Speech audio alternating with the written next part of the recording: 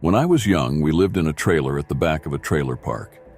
It is called the Diamond Estates, and it is in Anchorage, Alaska, off of Diamond and Arctic. In this place, the woods were my backyard, and I spent the majority of my time there. But when I wasn't out there, I spent a lot of time reading in my room or laying on the couch with my book, discovering worlds of fantasy or science fiction. I loved Tolkien, Brian Jacques, and many others. Sometimes, though, reality was just as strange as the books I read. When my stepfather moved in with us, which was only a few days after we moved into the trailer ourselves, he told us all almost immediately of strange dreams he was having, involving most of the members of our family being possessed and him being subject to their demonic rage and torment. He even experienced dreams of himself being possessed over time. The only person he never talked about being possessed in these nightmares was me. He would wake up each morning with some new tale of horror and fear to tell us all at breakfast. None of the stories in his dreams ever made me suspect anything until I was much older. This went on for several years. One Friday evening, my mom and stepdad had gone out for the night, and I was watching my brother and sister for them. The evening was uneventful for the majority of it. My siblings were surprisingly well behaved, and they went to bed fairly easily. I laid on the couch watching TV without really paying much attention to it. I was mostly daydreaming about the adventures awaiting my friends and I in the woods the next day. I couldn't wait for the weekend to be in full swing. Most Saturday mornings we would sleep in a little late, and then spend all day in the woods battling monsters and each other, building forts and traps, or playing jokes on each other. I suddenly was struck with a sensation that I was not really familiar with at that point in my life, but would later become fully acquainted with. The feeling of the hair on the back of my neck and arms standing up, my skin felt like ants were crawling on it, and my stomach giving a subtle tingle. The feeling was strong and a little scary. Someone was watching me surreptitiously. My eyes sought out the source of the feeling, and at first saw nothing but were pulled up to a spot near the ceiling and just along the edge of the wall dividing our living room and our kitchen. There was someone standing there with their hand gripping the wall and their face aimed at me. They were watching me. As I felt my eyes make contact with theirs, the head and hand disappeared back around the corner, and I heard what sounded like a huge man running down the hall. Down the hall towards the rooms with my sleeping siblings in them. I could not let them be hurt. I grabbed my baseball bat and ran towards the hall. As I neared the long, dark hallway, I became cautious, realizing that to rush into danger might mean I would be incapable of offering any real aid to my brother and sister. I paused and listened and heard nothing. The house was still and silent and dark. I felt a stronger stirring in my gut. I was afraid, but I would not abandon my siblings to their fate. I flicked the light switch and gloried in the application of light to the long, dark hallway. My fear lessened, but was still there. This stranger could hurt me, and probably easily. I was a large child, but still a child. I walked down the hallway past my brother's room, since the pounding steps sounded like they had gone all the way to the end of the hallway to my sister's room. The door was closed, the house was still quiet and seemingly calm. I feared the shattering of that calm with violence. I feared for my life and those of my brother and sister. I could not allow them to be hurt, however, so I turned the knob and stepped into my sister's dark room. Her room was simple and sparse. She had a bed, desk, nightstand, and closet in her room. She lay sleeping in her bed soundly. She was utterly undisturbed. Her closet had no doors and contained almost nothing. She had a few dresses hanging and some shirts. I could see the back of her shallow closet from a few steps inside the door. I flipped the light on anyway, and she muttered in her sleep, but didn't move or wake. I walked over to her closet and shoved the clothes to one side. I saw nothing but a newly painted wall. I walked over to her window and looked at it. It was unbroken, closed, and locked. It was completely secure. I looked around the whole room and saw everything completely normal and totally undisturbed. I began to think something was strange, but was still mostly in defensive mode. I hadn't formed the questions, but had the inkling of doubts forming in my head. I left the room and turned off the light. I walked back up the hall to my parents' room and tried to turn the knob.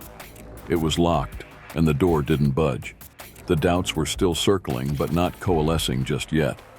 The next door up was mine and my brother's, and I fully expected to find an intruder in there. I felt the knob and listened at the door. All seemed quiet and normal beyond the door. I heard no sound on the other side, certainly nothing frightening or dangerous. I turned the knob and shoved the door open. My brother lay sleeping in his bed, and no one jumped out and grabbed me. I looked around the room and saw nothing untoward. My carefully arranged figurines were still carefully arranged. My desk was closed, as were our closet doors. My eyes locked on the closet doors. I clutched the bat tighter and choked up a little and walked towards the closet. Then I went back and turned on the light. My brother didn't even stir when the lights came on. He slept on peacefully, blissfully unaware of the intruder. I looked at him with a fondness I didn't always show when he was awake. I eased closer to the closet and centered myself carefully. I placed my feet carefully to have maximum balance if I had to swing. I managed my breathing and stifled my fear as much as I could. I stepped closer and placed my hand on the closet door, feeling the slightest trembling. Was his hand pressed to the other side of the door even then? I felt nothing and still heard nothing. I flung the door open. Inside, I saw all my brother's jackets hanging with huge gaps between them. I could see the wall and the floor underneath them. There was no one hiding on this end. I walked to my side and flung it open as well, and no one leaped out and attacked me. I saw my jackets hanging neatly and my wood gear and my piles of magazines. I saw no intruder.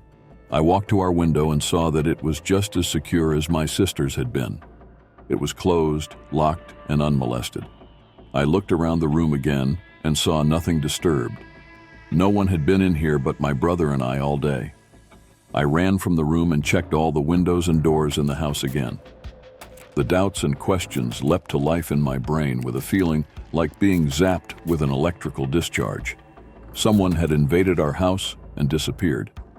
Something unexplainable had been in our house, and it terrified me.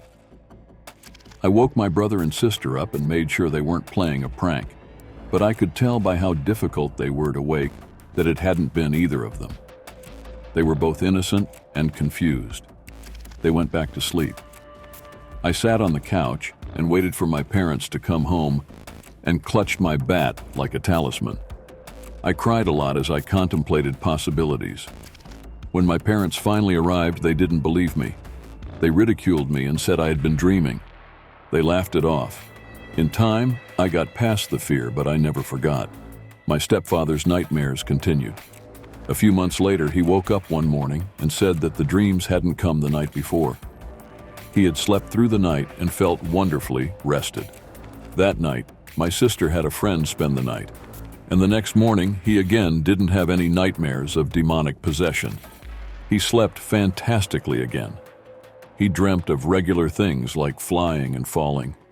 After lunch, my sister's friend went into the bathroom while we were all still sitting at the table. I heard her turn the light on, and then a pause, and a terror-filled scream erupted from her little throat.